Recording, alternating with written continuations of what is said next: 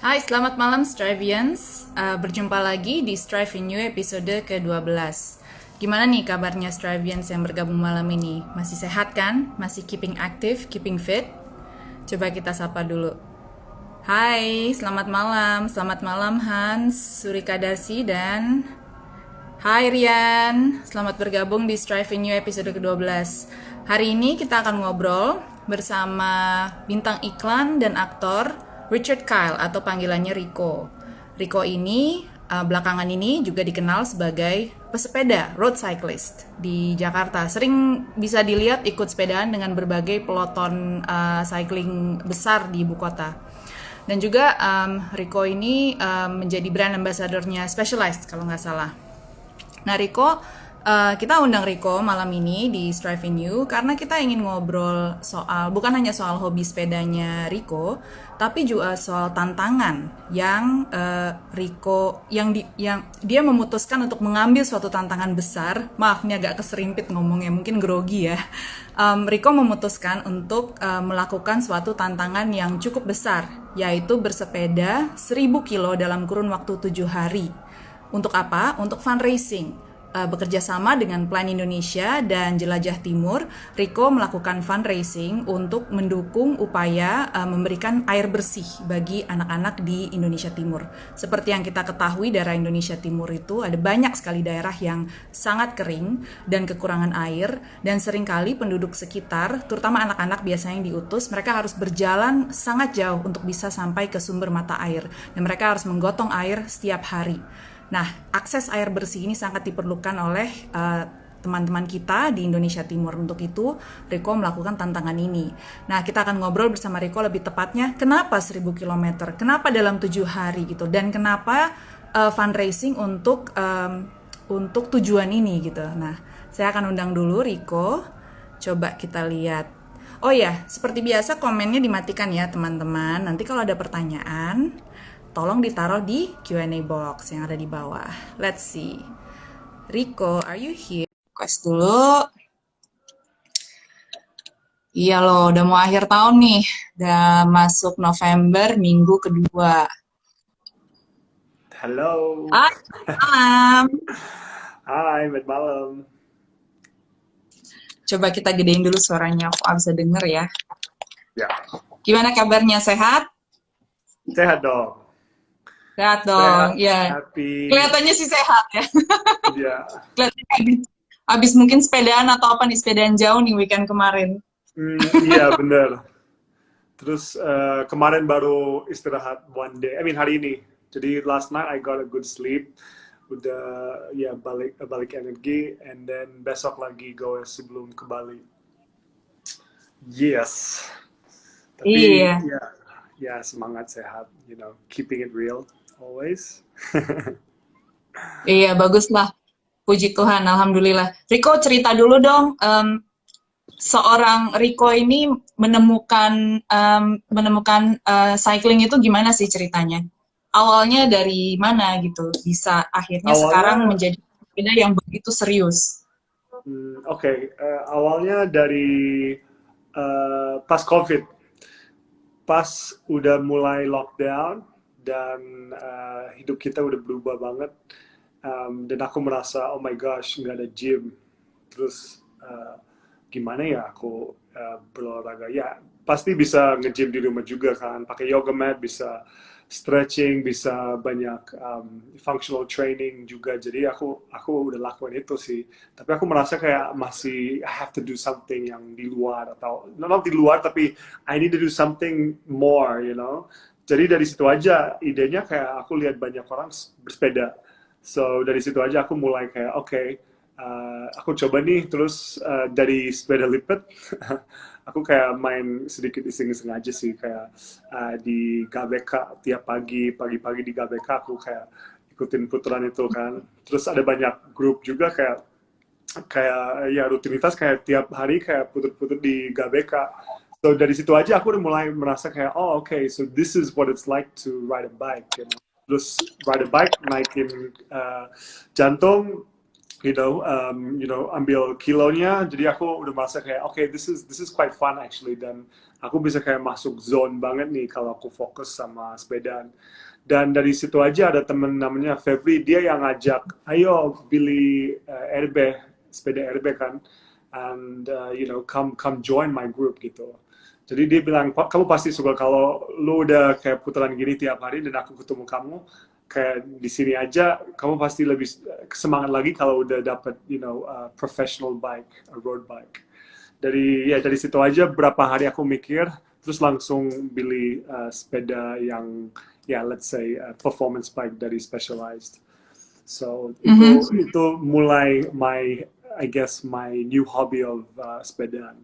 So itu pas COVID kayak pas banget sih, soalnya kan kita juga stuck di rumah. Jadi kalau pas waktu itu aku emang bangun pagi-pagi terus sambil goes, pagi-pagi juga kan, and jalan masih sepi, terus semua masih takut di rumah. Jadi aku merasa kayak wow, ini enak banget, lagi kayak pas banget, di momennya perfect untuk coba aktivitas olahraga yang baru. Dan ternyata emang jadi serius itu kenapa ya, mungkin because gue terjun langsung aja dari COVID pandemic ini, dan dari situ aja aku udah intens aja dari awal. So from that day I just started pushing really hard, coba main-main pas lagi manjat di mana-mana, kayak di puncak, di KM0, di Sentul, di mana-mana. Jadi dari situ aja udah kayak wow, this is so cool, aku ada banyak waktu untuk goes. So that's what happened. Just became addictive, became intense. And then I tried to, I just put on the next level so I could Iya. become more part of the lingkungan.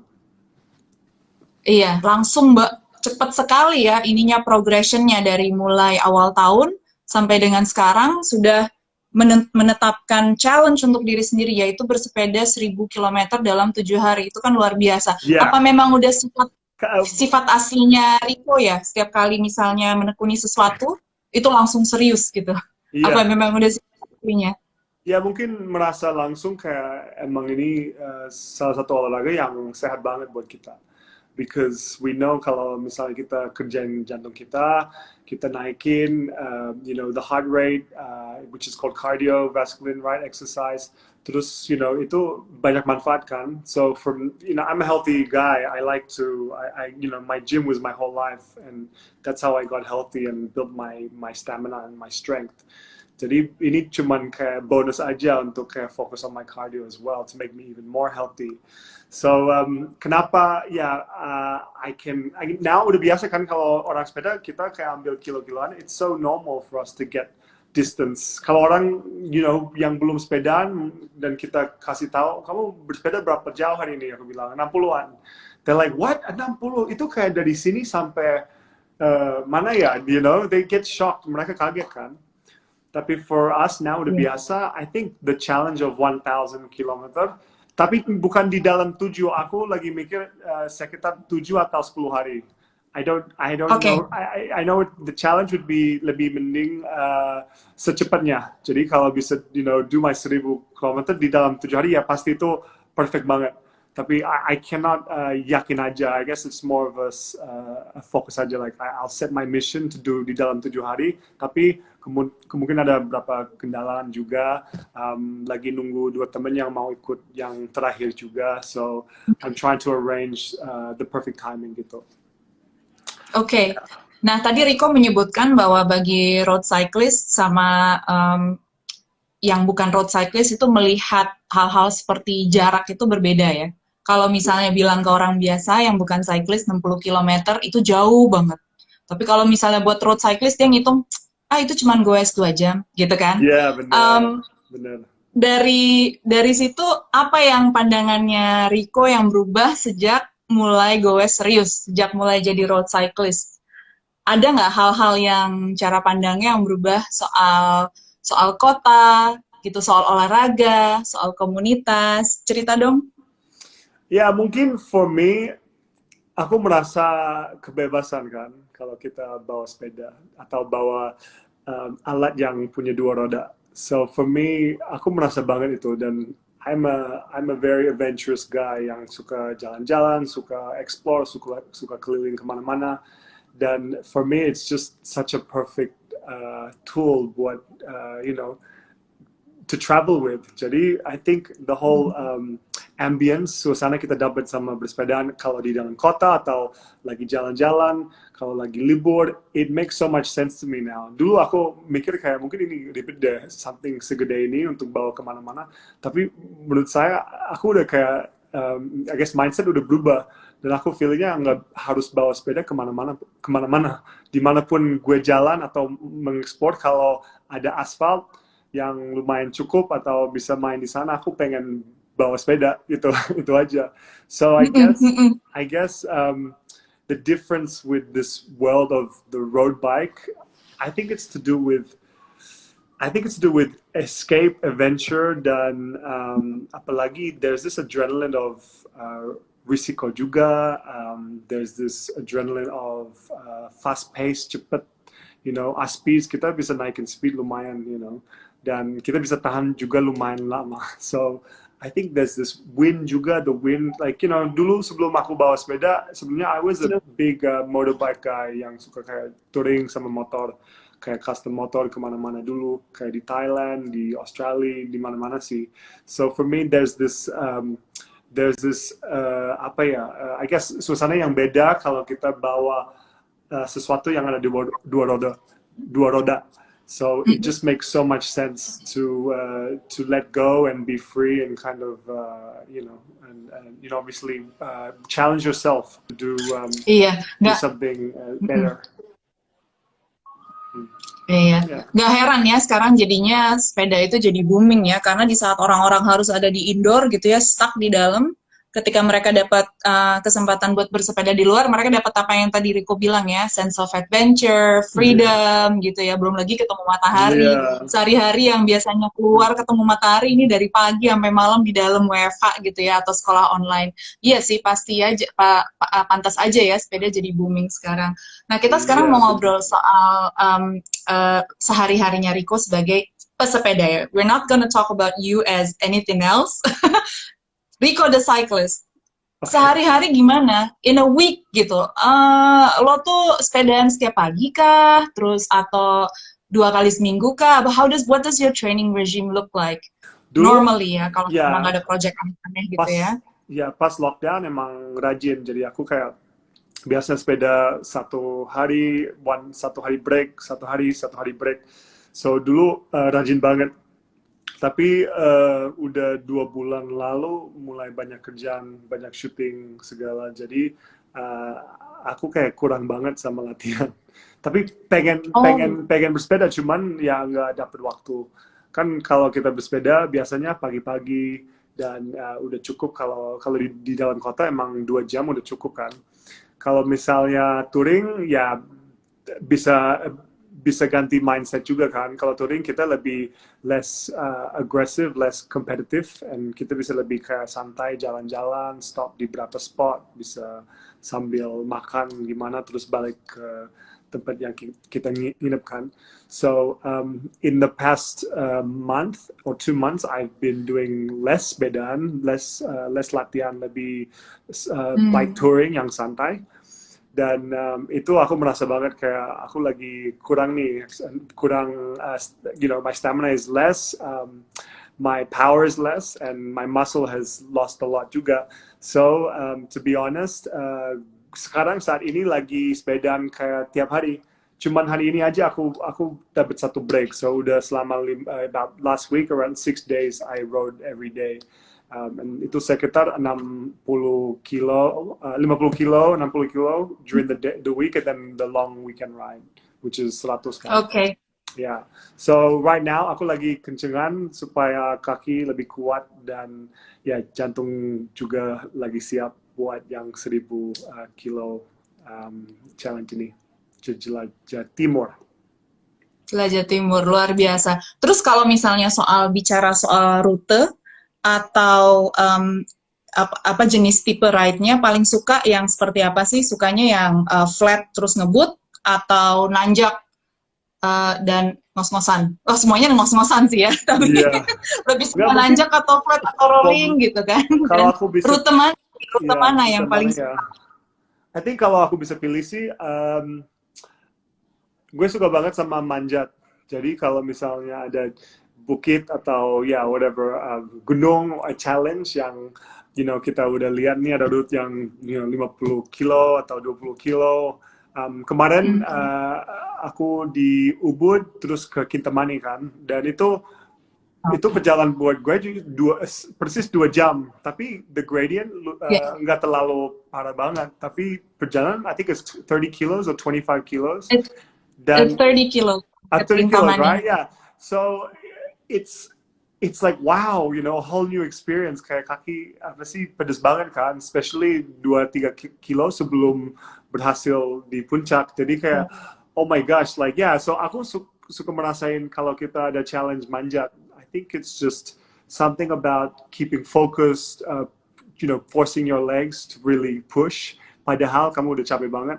Um, tapi kalau misalnya kita latihan sering Itu sehari, mental game banget ya kalau nanjak ya, mental yeah, game yeah. gitu ya. Terus kamu lihat the next turn, maksudnya, oh my gosh, yeah. So it's a mental challenge juga. So I think that's the beauty of it because feeling aku sih setelah kita manjat di atas itu, pas kita berhasil, kita merasa something luar biasa. Itu yang the best feeling in the world. So itu beda Eh, sama kita latihan sehari-hari di dalam kota kan. Kalau kita 1 jam 15 menit udah 50 kilo, udah kencengan main di average 40, itu merasa kayak okay, that was a good ride, and but it's not like yeah, it is still ada berhasil kayak oh yes, that was so good, we had a good pace, good speed gimana, but it's a different feeling to conquering a mountain kan. So kalau udah berhasil satu gunung atau bukit whatever, it's just it's like mungkin jauh ya, not jauh lebih beda, tapi emang beda, perasaan beda sih. So I think yeah, that's the difference. Kalau aku sih I think I like climbing. Kenapa? I don't know why that is, but I think it's to do with the mindset, like I said before, and the challenge to finish, to get up there. Yeah. Iya, iya. Berarti rute-rute favoritnya ada di luar Jakarta dong ya semuanya. Tadi disebut Kintamani. Terus Yeah. mungkin baik ke puncak ya, Diagonal, what's it called? Rindu Alam di Puncak. Rindu Alam. Ya, Iya. apa lagi ya? Ada banyak sih ya, masih ada banyak, cuman lupa namanya. I haven't done that many. I think masih harus explore lagi. Dan kata Iya. beberapa teman aku sih, Iya. Kalau yang ikonik di Indonesia kan adalah ride ke Bromo, ke Wonokitri. oh iya iya iya, pengen banget Kan ke lakukan Bromo itu. 40 kilometer. Iya, itu Aku biasanya pengen banget. Iya, ini apa namanya rute ikonik, salah satu rute that's ikonik right. bagi Yeah. komunitas pesepeda di Indonesia. Nanti mungkin suatu hari bisa jelajah ke sana. Yeah, good idea deh. Iya, mental game-nya luar biasa di situ juga. Oke, sekarang kita bicara soal challenge ini ya, challenge kerjasama dengan Plan Indonesia dan Jelajah Timur 1000 kilometer demi akses air bersih bagi anak-anak di Indonesia Timur. Itu ceritanya awalnya gimana sampai Riko diajak ke dalam challenge ini? Karena kalau nggak salah bukan hanya Riko saja yang melakukan fundraising ya, tapi ada banyak orang yang melakukan fundraising ya, ya. banyak anggota yang udah ikut juga sama sama apa sih berdonasi ini. Ya, jadi Jelajah Timur itu kayak sambung sama Plan International. Jadi Plan International salah satu NGO yang terkenal, yang paling tua yang aku tahu di dunia ini. So mereka kayak mereka ajak dari my friends connection, dan mereka kontak aku bilang, hey, we have this challenge, we have this obviously fundraising campaign, we're wondering if you wanna be a part of it. Dan ya lucunya mereka they were English based to me actually. Dari sekarang kita, padahal it's Plan International Indonesia, mereka ngomong bahasa Inggris with the whole team. So I see the Western influence sama Plan International because it's an international NGO juga kan. So Iya. I looked at the reputation dan sahabat gue juga kasih tahu emang reputasi Plan International luar biasa, and if you get a opportunity to work with them, kenapa enggak? So they approached me and they said we're doing Jelajah Timur and this is what these are ada 2 desa yang mereka mau bantu, dan ternyata sekarang ada 3 yang mereka bisa bantu because we've raised so much funds. You know, it's been really, everyone's done such a good job that they can Melebihi expand. target ya. They can Jadi bisa bantu expand, lebih banyak. bisa expand lagi ya. So it's really nice. Anyway, ada 2 desa di Flores yang lebih ke utara west, no east or west, yeah west, sorry east, northeast of Flores. Ada 2 desa yang butuh air bersih because these kids basically, mereka ceritakan ada anak-anak tapi khusus perempuan yang biasa rajin tiap hari jalan sekitar 10 kilo untuk ketemu air sumber di daerah mereka untuk pakai galon, terus mereka kayak bolak-balik tiap hari dari kecil. Dan you know, kakaknya adiknya semua diajarin buat all the girls untuk kumpul dan jalan-jalan untuk ambil air. And they do this since they were born. Like not when they were born, tapi when they were old enough to go walking to get water kan. So pas 10 kilometer ya guys, itu kita harus ini dulu, pahami dulu, 10 kilometer tuh jauh loh untuk jalan. Exactly. Jadi supaya teman-teman Trivians yang denger bisa paham ya, that's what itu dia. Dan mikir juga cuacanya, mikir tempatnya di NTT juga, pasti desa mereka pasti kayak you know sekitarnya kering, typical Flores, really dry, and I'm sure the vegetation is very dull and dry as well. So buat mereka emang that's their only choice to get water buat their home kan. So pas mereka ngomong dan cerita tentang ini, terus tunjukin foto sama berapa anak yang the girls, guys juga ada beberapa cowok yang juga ikut, tapi let's say budaya mereka emang like I said khusus buat perempuan untuk ambil air.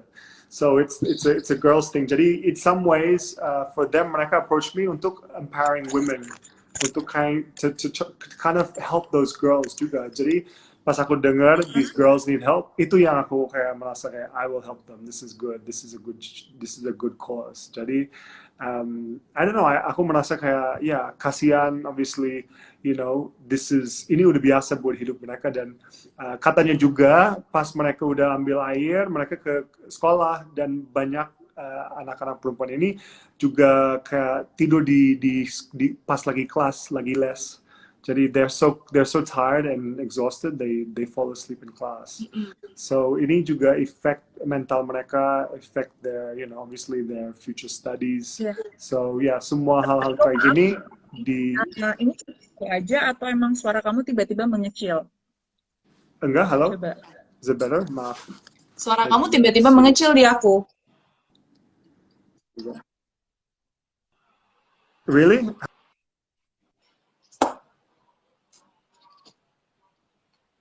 Halo? Try again. Okay, halo? Yes? Ya. Masih Baik. kecil suaranya. Seharusnya enggak sih. Halo. Kamu bisa dengar kan? Lo bisa dengar gue kan? Kamu normal. Kamu lagi normal. Kamu nggak ada masalah. Oh, oke. Bisa dengar suara gue dengan baik nggak? Yes. Dari kayak tadi. Sekarang balik lagi suaranya. Udah balik lagi suara lo. Oke. Sorry banget, Mama. Jadi tadi kita lagi cerita soal anak-anak perempuan yang harus jalan 10 km di dan mereka Flores yang kering gitu ya, yang bukan jalan ini, dan jalanan setapak.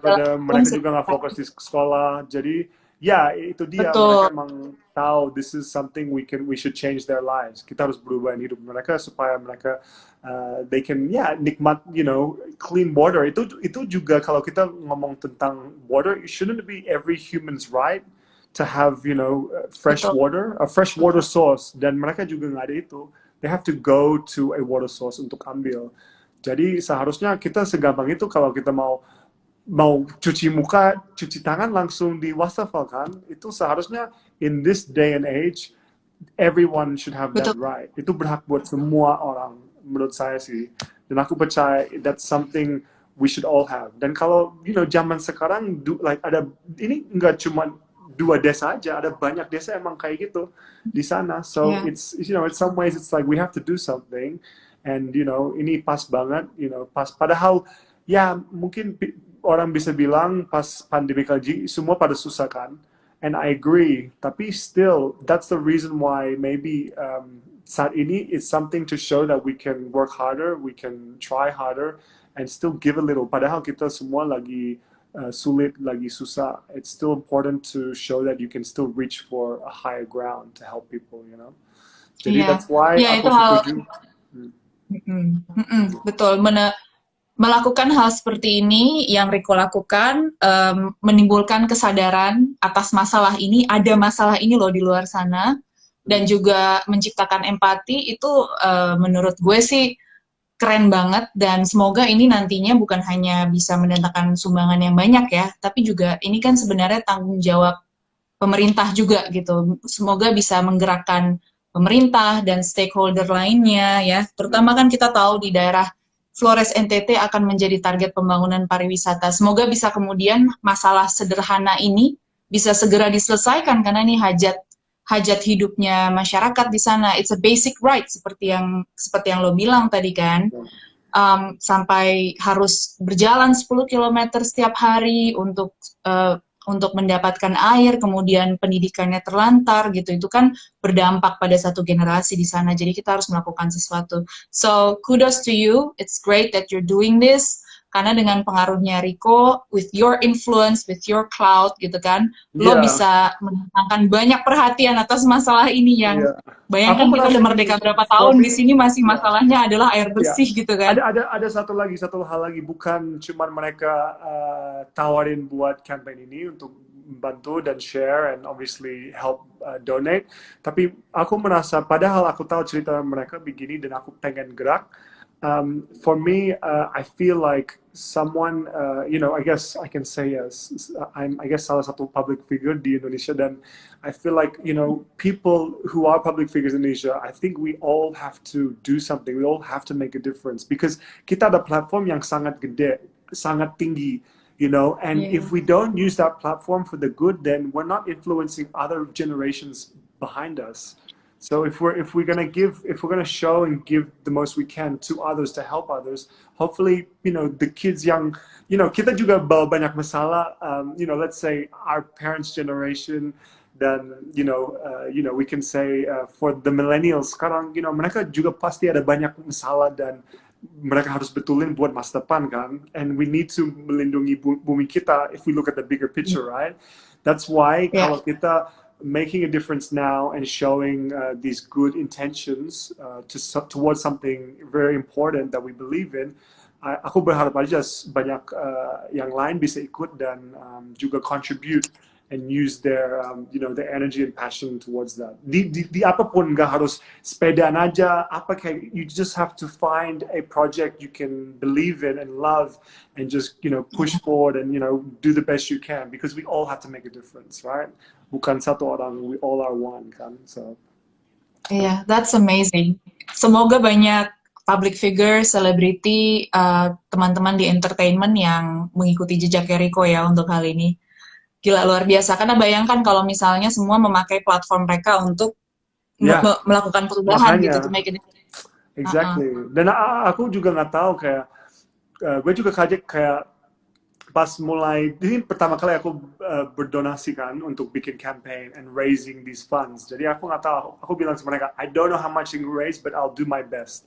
Dan sampai sekarang udah berhasil I'm halfway to my goal, and to me that's good, like that's lumayan. I hope I hit my goal, tapi even if I don't hit my goal, I'm still kaget banget, kayak, hey, it did work, my platform did work, being me did work, aku emang bisa bantu dan help promo for the good, so so far so good. Dan I guess even for me, bikin aku kayak surprise banget, supaya masa depan juga it's not gonna be my first campaign juga. It makes me lebih pede lagi untuk helping another project or another campaign, So, okay. Yeah, in the words of a VP elect, this might be the first but not the last. Yeah, benar, yeah. the first one. Iya. Jadi kita sekarang mau ngobrolin soal challenge-nya itu sendiri ya, 1000 kilometer dalam 7 atau 10 hari. Tapi sebelumnya Strivians yang masih ada sama kita, yang masih berada sama kita, jangan lupa kalau memang tertarik untuk tergerak untuk donasi, Ya. silahkan cek Instagramnya Rico, di Ya, situ ada di detailsnya, link di bisa bio. donasi kemana. Bisa juga Linknya ada di bio, bisa langsung. kita bisa link, terus ada cerita sama semua sih, sama Jelajah Timur segala macam. Jadi bisa ke sana langsung and just have a read and look at all the information.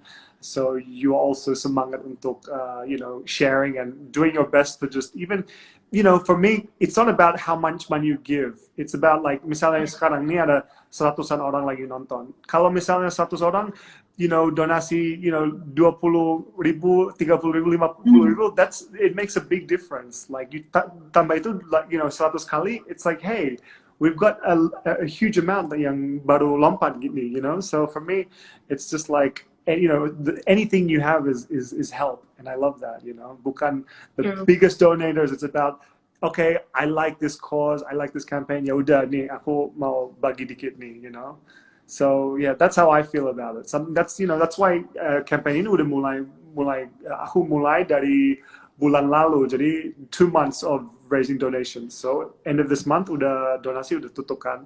So selama ini it's just great that even I've just had I've had people putting 20 or 30, and like for me it's just tambah lagi. It's just amazing. Every little bit counts. So it's really cool. Okay, bikin aku semangat lagi sih. So that's why. Ayo, jadi kita rame-rame nyemangatin Rico. Mari kita nanti berbondong-bondong klik link di bio-nya Rico atau di Instagramnya Jelajah Timur. Cari tahu lebih mengenai campaign ini, dan semoga teman-teman yang hadir malam ini tergerak untuk memberikan donasi kecil untuk berbagi gitu ya Rico ya. Nah sekarang kita mau ngobrol soal challenge-nya itu sendiri ya, 1000 km dalam 7-10 hari. Tadi kita udah ngomongin soal kebiasaan training atau bersepedanya Rico. Tapi untuk challenge 1000 km ini itu pertama kita mau nanya dulu. Itu akan dilakukan bagaimana dan di mana? Wait, sorry, trainingnya? Maksud latihan kan? Tadi kan udah ngobrol soal latihan dan keseharian. Kalau challenge-nya sendiri ini akan dilakukan di mana dan bagaimana? 1000 km itu akan dilakukan. Okay. Sorry, ya. Tadi aku bilang, what am I doing for my training? Okay. Jadi rencananya gini, aku mau ke Bali besok. Jadi mau mulai hitung semua kilo yang pas aku mulai sampai berhasil.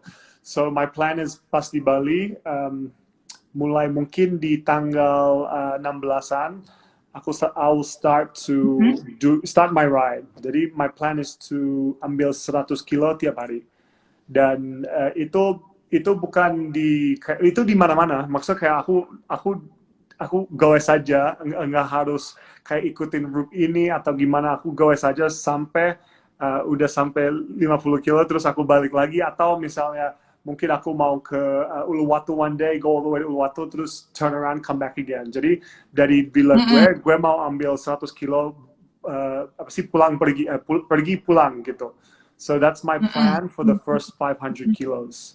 Jadi setelah itu aku hitung tiap hari, fotoin, kasih bukti, ikutin aplikasi juga sama Jelajah Timur supaya it's all recorded dan udah ada buktinya.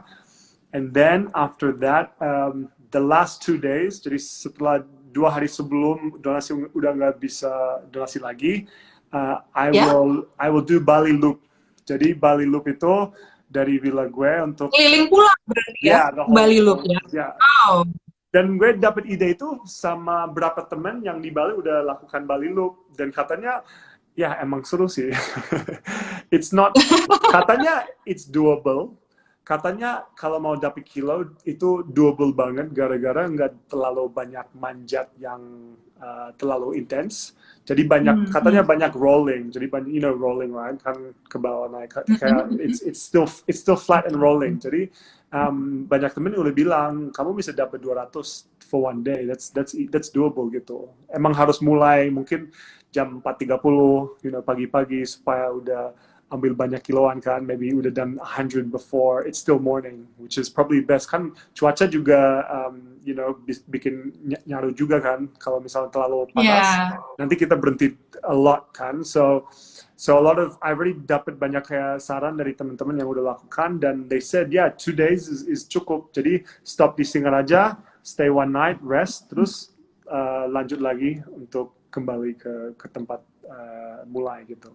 So yeah, that's the plan. Dan sebenarnya katanya Bali Loop itu sekitar 430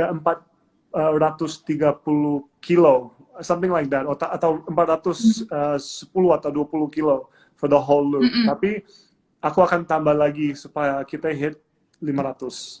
That's the plan. Iya, supaya 500 menyelesaikan Bali Loop dalam 2 hari plus jadi 500 gitu ya. Iya, benar. Ya. Tadi udah disebut kemungkinan yang akan membuat tantangan ini lumayan menyakitkan adalah panasnya Bali ya. Panasnya Bali gitu kan. Terus kemudian mungkin kalau di daerah pesisir mungkin ada angin gitu ya, angin yang menghantam gitu ya. Dan tentunya hal-hal lain seputar ride yang panjang gitu, logistiknya gitu, misalnya makannya gimana gitu kan, terus keamanannya gimana, itu gimana cara menyiasatinya tuh? Ada tim kah yang akan gue sama Rico, ada support sistemnya bagaimana nih? Support system, terutama aku belum siapin sih, aku belum kayak siapin banget, because aku orang kayak suka goes sendiri, nggak selalu harus sama grup. Jadi kalau selama di Bali, kemarin aku goes sendiri. Actually, satu teman juga ada Wendy, dia tunjukin berapa route yang emang enak. Tapi for me, I like being in my own space kalau lagi goes. Jadi tadi aku mikir aku mau goes sendiri yang Bali Loop, terus tanpa support, tanpa temen apa gitu. Tapi lama-lama aku mikir lagi, ya mungkin butuh satu mobil deh kalau misalnya mau stop, mau istirahat, mau ganti ban, lebih enak daripada di pinggir gitu, di pinggir jalan terus kayak urusin sendiri. So I thought udah support vehicle pasti. Obviously I need someone, a cameraman untuk document all the the whole ride. Terus tiba-tiba minggu lalu ada 2 teman yang tertarik untuk goes bareng. So pas mereka tahu aku akan Bali Loop, yang the last one, they wanna join, Dan 2 teman ini emang mereka dari komunitas cycling club gue, dan they're very good cyclists. Dua-duanya lebih kuat sih daripada gue menurut saya. So aku udah bilang ya udah, come if you wanna come, like ya udah, I don't mind. Actually mungkin itu lebih bikin gue semangat lagi. Jadi mereka juga bisa kayak okay, let's go. So pas kamu lagi drop, mereka bisa push kamu kan. Kalau itu manfaat kalau kita ikut grup, because you follow the leader, you follow, you switch, you ganti-ganti kan, nggak cuma sendiri. So pas mereka bilang ada yang dari angin kan, jadi bisa ada yang di depan. Then you can take a rest, terus bisa ganti. Jadi so when they said, mereka bilang kita tertarik, kayak oke deh, nggak usah sendiri, aku juga mau deh, kalau kalian semangat juga, why not? So I have 2 friends, Bram sama Owen. Gue udah cerita nih soalnya Rico, kalau misalnya once lo announce gitu ya ke komunitas sepeda, apalagi kalau grup yang biasa ride sama lo, itu udah pasti ada yang mau ikut. Pasti deh, yakin banget, karena pakai alasan, gue nemenin Rico ke Bali. Padahal ride demi kesenangan diri sendiri sebenarnya. Iya sih, tapi it's funny juga sih, because even though gonna come, aku udah bilang ya udah, kalian bisa stay at my villa juga. Jadi aku udah siapin tempat buat mereka juga. So ya udah, kita bikin kayak liburan, for bener. Gampang dapat visanya dari istri-istri Rico. Kalau bilang, oh ini demi akses air bersih di NTT, gue nemenin Rico. Iya. Bisa. Iya. Kalau nggak ada campaign ya sulit lah. Ke Bali sendiri ya nggak mungkin. Iya, nanti kan kenapa nih gitu? Nggak sih, kalau maksudnya gue aja yang udah lama ke gue denger begitu tuh tempted gitu loh, untuk masa sih dia nggak mau ditemenin, pasti banyak sih yang mau nemenin kalau lo announce. If you announce it to the world, you need people to ride with you. I bet they will come in droves. Iya, setuju. Tapi kita bicara lagi soal 1000 kilometer ya. Tadi semuanya akan dilakukan di Bali. Dan 500 akan dibagi setiap hari 100, 100, 100 sampai dengan 5 kali. Lalu 500 itu ride keliling Bali, Bali Loop ya. Nah, persiapan untuk itu gimana? Jadi katanya Riko sekarang udah mulai goes setiap hari nih gitu kan. Terus nanti nih ke Bali langsung nih goes 100, 100, 100, 100 gitu ya? Langsung, nggak apa-apa itu? Enggak, pas balik besok, enggak. Sebenarnya aku ada syuting, ada kerjaan. Jadi masih ada beberapa jobs di Bali dulu. Jadi pas, maksudnya kalau udah beres kerjaan di sana, masih 1 minggu aku mulai goes. Tapi kalau misalnya ada kesempatan buat goes training, aku pasti goes just to build up. Tapi feeling aku sih it's okay. Maksudnya kayak buat yang mulai awal-awal, I think 100 kilometers per day seharusnya gampang sih. Doable, bisa ya. Kalau misalnya aku udah sering mulai ya. jam 5 aja udah gampang. You know, it's much cooler. You know, you can get the kilometers gampang sih. Karena Riko memang udah sering melakukan endurance ride ya. Maksudnya dalam perjalanan sebagai pesepeda, endurance ride itu 100 kilo itu ya makanan setiap hari, tiap Sabtu atau Minggu ya, weekend ride-nya. Tapi Riko pernah kan ya ride jauh? Yang paling jauh, ya aku bisa ceritakan. Jadi yang paling jauh itu awal-awal mulai COVID juga. Jadi I think mungkin seminggu setengah udah goes. Nggak juga sih, mungkin 2 bulan udah goes. Gue coba Jakarta Bandung. Jadi aku ditawaran sama beberapa teman untuk Jakarta Bandung ride, and wow, that is crazy. Waktu itu lumayan, itu paling sulit, paling jauh. Padahal cuma 170-an, you know, kita manjat, you know, dari Bogor aja sampai, you know, puncak terus turun. It's a experience, you know. It's doable, but it's you know, you need the right equipment. You need to have the right intake, the right gels, the right, you know, bars, kan, makanan itu penting banget.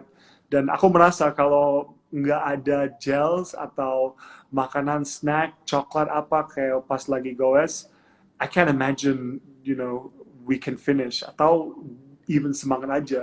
Gue masih ingat waktu naik puncak, mungkin 5 kilo sebelum udah berhasil ke atas, jadi itu mau break makan siang kan, our first proper break. Dan dari Jakarta ke Bogor tadi itu udah 50 kilo katanya, I think 50 atau 60 kilo. Jadi from di atas puncak itu udah di bawah 100, jadi katanya 90 kilos, I think. Dan aku ingat 5 kilo sebelumnya aku nyantuk banget, bukan capek, lemes kayak nyantuk, kayak pengen banget, oh my god, kalau aku bisa tidur 15 menit aja enak, aku pasti dapat semangat lagi. Dan aku merasa kayak feelings like I've never felt before, kayak lagi goes, nyantuk, kayak oh my god, can I just, you know, setelah kita di atas, aku pengen banget, just 15 minutes of sleep will help me so much gitu. Tapi pas di atas mereka bilang, nggak, makan aja, kamu butuh makan, langsung makan karbo. Ya, gulanya juga. Udah. Tapi we had lunch, everything, and then the nyantuk state of mind udah hilang gitu. So it's just interesting sih, menarik banget aja kayak. Iya. Like, itu udah lewat KFC atau belum tuh? 5 kilo sebelum nyampe Mang Ade ya, ke Mang Ade. Makannya di mana di atas? You know where there's like ada satu warung yang kayak ada banyak foto sepeda gitu. Oh iya, itu namanya warung Mang Ade. Merah, iya. Iya, that's right. Itu warungnya, iya. Everyone goes. Terus dari sejak itu jadi nagih ya, pengen nanjak terus ya, gara-gara ke Bandung nih kayaknya nih. Iya. Kita harus berterima kasih sama teman-teman yang ngajakin Riko ke Bandung waktu itu. Kalau begitu.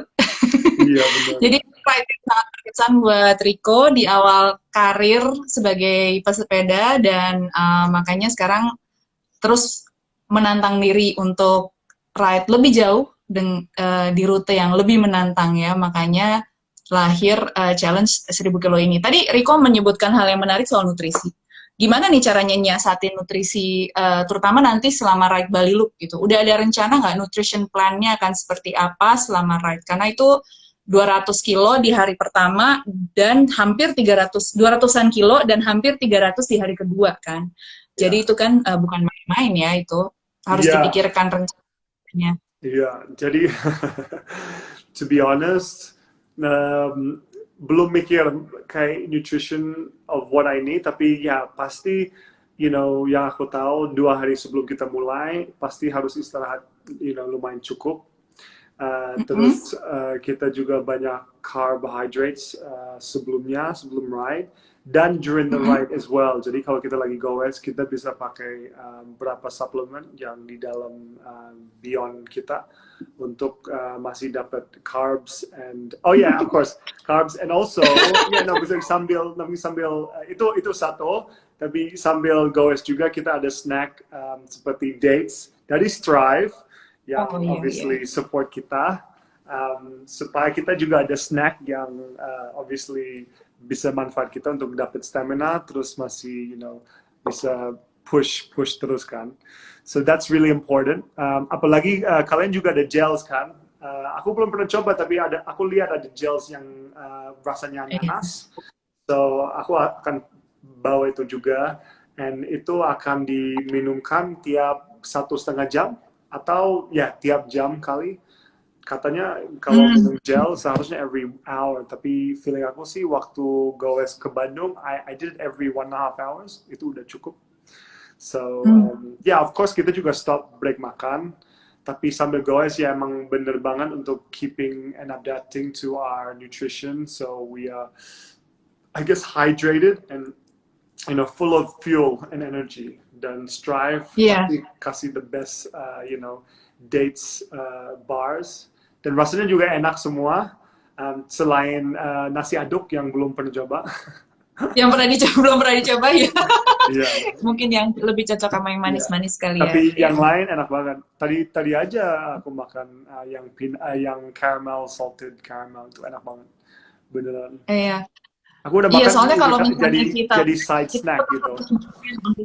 Ya. Tapi kalau makannya makanan besar, itu kan susah. Makanya harus cari opsi nutrisi yang compact bentuknya, dan Strive ini bukan hanya dari segi bentuk ya menjadi cocok untuk makanan untuk food on the ride gitu ya, nutrition on the ride, tapi juga karena dia pakai dates dan kombinasi oats, jadi dia menjadi nutrisi yang slow burning gitu, dia slow release dan sustaining.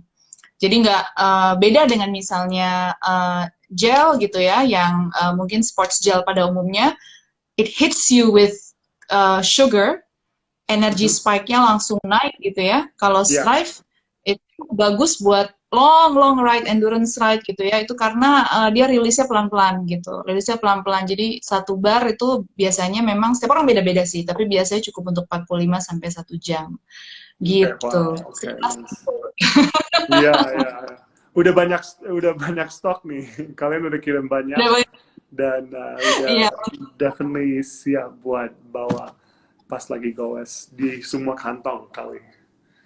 Oke, I'm thinking of kemungkinan bawa tas juga, tapi we'll see. Iya, bawa tas juga nanti. Tas di tas sepeda gitu, tapi belum tahu. Di barnya ya? Di bar atau di tube, the bottom tube juga mungkin. Iya. Mikir ya. Ya bisa ditaruh di situ, dan lagian juga ada support car kan, dia bisa kayak pro gitu, dia ngasih ganti bidonnya, ngasih Strive. Iya benar. Gitu. Nah ini kita masih ada sekitar 10 menit.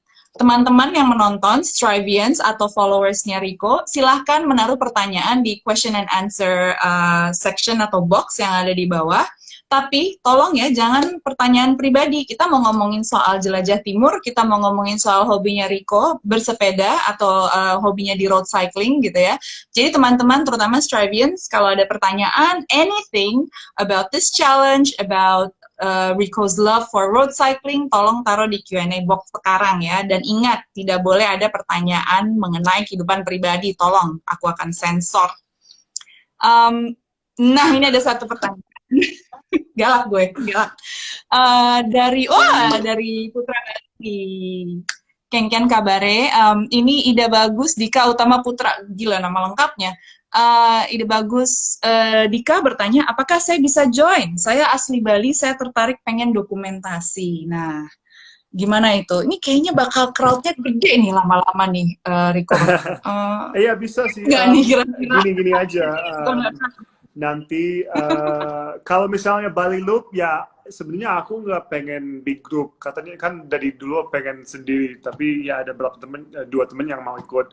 Jadi aku udah siapin yang rencana buat the Bali Loop itu terakhir, dan itu kayak lebih ke pribadi sih. Soalnya I need to Oke. organize my team and my camera team juga. Tapi yang 100 kilo tiap hari yang build up, aku ada berapa grup yang ingin ikut as well. Soalnya mereka juga mau bantu. Jadi aku tinggal cuma siapin aja what days, nanti aku sebutin what times, dan kita bikin meeting point aja, terus mulai dari situ.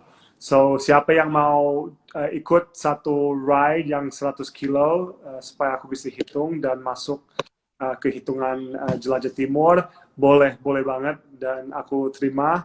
Dan aku akan bikin a post on one of the days. Aku belum tahu what day, but I'll give the date and the time, and then kita bisa lakukan yang 1000 kilometer itu bareng.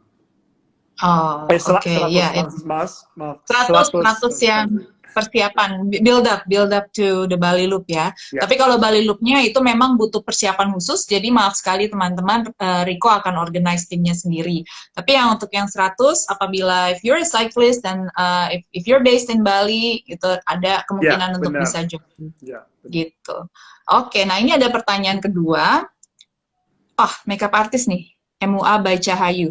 Buat Kak Richard mau nanya nih, untuk nyiapin energi bisa keliling-keliling dan traveling itu apa saja sih persiapannya? Kalau ini harus ngomongin nutrisi sehari-harinya Rico nih.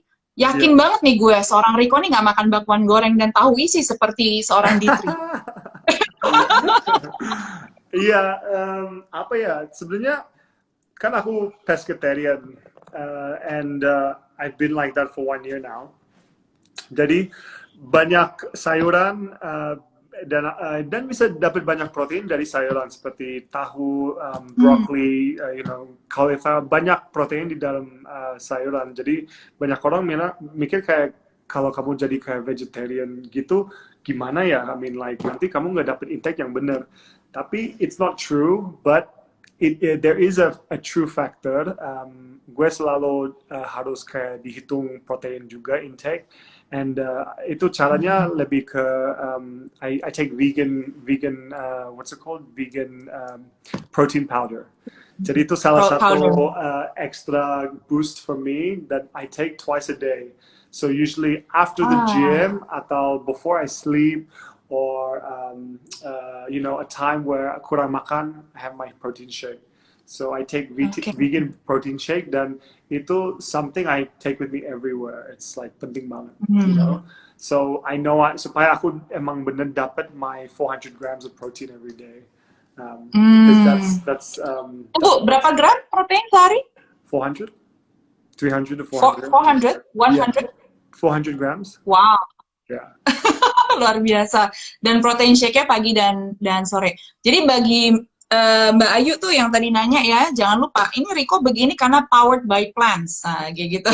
Yeah, powered by plants. Yeah, powered by plants dan powered by plan. Jadi planningnya, I mean, dulu pas gue lebih sibuk sama banyak kegiatan, aku dulu kayak bikin banyak meal plan sendiri. Jadi pas aku di tempat, aku nggak harus kayak, oke, aku makan apa ini? Ada makanan yang sesuai nggak sama my nutrition, right? So biasanya aku buka my own what do you call it? My own tray, what do you call it? Tupperware. Terus makan sendiri yang aku udah siapin 1 day beforehand gitu, or 2 days before. Wow, jadi memang menyiapkan makanan sendiri itu dulu lebih sekarang udah nggak ada banyak waktu sih untuk kayak siapin itu. Cuman let's just say aku menjaga. Dan kalau misalnya kita ngomong tentang Bali, Bali mah gampang sih untuk cari makanan yang sehat. So for me, itu jadi bonus. Iya, dan bagi teman-teman yang menonton Strivians yang hadir malam ini, kita juga sebelumnya sempat IG Live dengan beberapa nutritionist ternama. Contohnya Emilia Madi gitu kan, terus kemudian Alvina Olivia gitu. Kita banyak ngobrol juga itu soal gimana sih cara menyiasati makan sehat gitu, karena biasanya orang mikirnya makan sehat tuh susah gitu kan, makan sehat tuh mahal gitu ya. Ternyata bisa sesederhana Rico, bawa aja sayur-sayuran yang udah disiapin dari rumah gitu ya, atau makanan yang udah yang memang menjadi preferensi kita yang dibutuhkan oleh tubuh kita gitu. Nah, aku akan ambil pertanyaan terakhir karena biasanya kita mengambil 3 pertanyaan sebelum kita mengakhiri sesi ini. Coba kita cari ya, ini aku sensor-sensor dulu nih semua yang pertanyaan ini nih, pertanyaan pribadi nih. Nah, ini ada pertanyaan susah-susah gampang oleh Mita. Sepeda merek apa dan seperti apa yang bagus, yang enak goesnya untuk traveling jauh? Nah, dari tadi kita mungkin ngomong itu gampang. baik banyak yang mungkin Oke. belum mudeng ya. Apa sih yang dimaksud dengan road bike? Tapi kan ada banyak tuh jenis sepeda di luar sana. Silakan, Rick. I know the best one. Nah, sebenarnya gini, there is a lot of road bikes out there, tapi kalau mau ada road bike yang cukup, cukup buat, traveling, goes luar kemana-mana, manjat, you want to look for a lightweight bike. Dan a lightweight bike you can find with Specialized, with the all-new SL7 Tarmac. Dan itu emang something new age, dan itu a lightweight but aerodynamic bike, and katanya that's the future of riding for a lot of the other companies yang akan bikin let's say this model of bike for their collection, well, not their collection but their whatever Lineup. yeah, lineup. That's it, yeah. lineup. That's the word, lineup. So, yeah, for me, Daddy, I was on that aero bike, the Venge, dan udah diganti sama SL7. Yeah, the difference is huge. Dan kalau Venge sih, aku juga manjat, dan aku enak banget manjat sama Venge. Soalnya padahal emang sedikit berat. Aku masih kuat untuk, go up the hill and fly up the hill as well. Cuman sekarang udah lebih gampang lagi. Apalagi masih stiff, masih it feels like a solid bike. Then when we go downhill, I mean, you still have that aerodynamic shape that makes you fly down the downhills. Jadi tapi depannya tetap stabil ya, depannya tetap stabil untuk handling ketika turunan ya. Iya, benar. Iya, luar biasa. Itu memang tren sepeda kira-kira 5 tahun yang lalu itu dari sepeda road bike yang cuma ada satu jenis tiba-tiba bercabang. Jadi ada sepeda road bike yang khusus aero untuk flat dan ngebut, sepeda untuk nanjak gitu kan, climbing bike, there's a aero bike, there's a climbing bike. Nah, itu dia. Dan sekarang mereka gabung jadi satu. Ya, jadi ada a lightweight aero bike, so it's like an all-rounder bike. So no, but that's the future. Kalau misalnya kita sebutin, Specialized SL7 itu it's like the new benchmark. Jadi pasti you'll see all the other big brands pasti akan bikin they're going the same route. Pasti mereka their ergonomics, their engineering will go the same route. So nanti kita lihat what the future of the bike industry has ahead. Iya, jadi bagi yang tadi bertanya Mbak Mita, carilah sepeda yang kalau misalnya mau traveling jarak jauh gitu ya, seperti Rico di permukaan aspal gitu, berarti harus cari road bike. Road bike yang tercanggih, yang paling enak di ride yang dibawa oleh Rico itu nanti adalah Specialized Tarmac SL7, tapi jangan takut, banyak versi-versi lainnya dan tentunya banyak versi turunannya gitu kan dari teknologi ini. Dan seperti yang tadi Rico bilang, teknologi ini akan trickling down. Jadi semua dan juga akan menentukan tren. Semua bike industry juga akan berorientasi pada tren yang ini, yaitu lightweight all-rounder bike gitu. Mudah-mudahan kita nggak terlalu bicara alien ini. Pada ini sih, mereka biasanya kalau bike itu sepeda tuh agak-agak seperti agama juga sih Rico. Jadi kayak, enggak itu bagusan itu. Jadi ya, everyone is entitled to their own opinion. Oke, kayaknya kita sudahi dulu sesi malam ini, udah jam 8. Sebentar lagi nanti Instagram akan bip terus matiin IG live-nya. Thank you so much udah menyediakan waktu untuk sharing sama kita. Udah share-nya banyak, luar biasa ini. Iya, banyak deh. It was fun. Hobi beda sampai dengan project besar Jelajah Timur ini. Do you have any last words? Yeah, I guess maybe kenapa aku masih kayak I guess addict bersama sepeda dan bersepedaan itu gara-gara komunitas sepedaan agak strong banget, sangat strong. Dan aku merasa kalau kita ikutin grup dan ada banyak teman yang bantu dan kasih edukasi supaya kita bisa lebih tahu lebih banyak di dalam lingkungan sepeda, it feels good. And kamu merasa kayak, I think this is a good place to be because you make good friends. Kamu dapat dapat banyak deh. Pokoknya dapat banyak kalau lagi connect dan di lingkungan komunitas sepeda. I feel like it's a whole new world, and kalau dapat kesempatan kenapa enggak, because it might open your eyes to something new. Yeah, well said. Well, we're surely grateful to have you in our midst. Dan semoga Rico nggak cepet-cepet bosen ya sama olahraga yang satu ini. Karena ini benar-benar, gue sih percaya bahwa sepeda itu adalah lifetime sport. Gitu loh. Jadi kita sampai kita umur kapanpun kita bisa bersepeda. Nanti jenis bersepedanya akan berevolusi, akan berubah ya, dari misalnya sekarang racing, nanti jadi graveling, atau nanti jadi touring gitu kan. Tapi it's a lifetime sport. It's a lifetime sport, and it's something that you fall in love for life, I feel. Setuju. Gitu. Oke, kalau gitu Rico, terima kasih. Kita akhiri dulu sesi ngobrol malam ini. Good luck untuk challenge 1000 kilometernya. Strivians, jangan lupa kita masih buka loh pintu. Kita masih buka jendela untuk menyumbang gitu ya. Di Instagramnya Rico bisa dicek, klik link di bio-nya Rico, atau misalnya ke Jelajah Timur untuk mencari tahu tentang keseluruhan kampanye-nya. Jangan lupa kita masih bisa dukung Rico yang akan menyelesaikan challenge ini di akhir bulan. Dan selain itu, jangan lupa juga selalu tune in ke Striving You, karena di episode-episode berikutnya kita akan juga menghadirkan narasumber-narasumber lain yang akan mengupas olahraga sepeda dan olahraga lainnya dengan lebih dalam. Thank you so much Rico, dan sekali lagi sukses untuk challenge 1000 kilometernya. Safe travels ke Bali. Ya, makasih banyak. Dan thank you so much for sponsoring and helping out my challenge. Like I said, nutrition value itu penting banget buat sepedaan. So thank you Strive. You guys are giving me the best equipment so I can keep going. So makasih banyak. Oke. Good night semua.